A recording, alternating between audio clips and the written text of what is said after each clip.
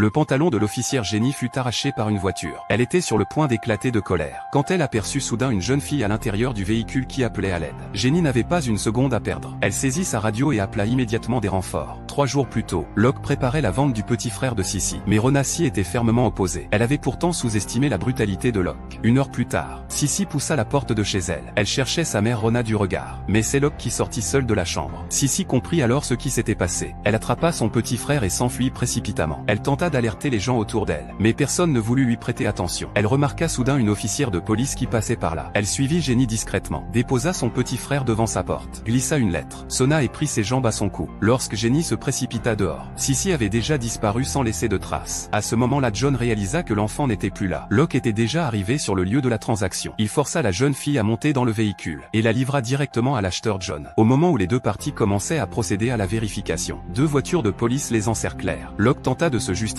avec nervosité. « C'est ma fille. Ce que je fais la concerne et ne regarde que moi. » Mais Jenny connaissait déjà toute la vérité depuis le début. Après avoir exposé les faits dans leur intégralité, elle ordonna immédiatement l'arrestation de Locke et de John. Touchée par le courage exceptionnel de Sissy, Jenny décida de prendre elle-même les 2 enfants sous sa tutelle.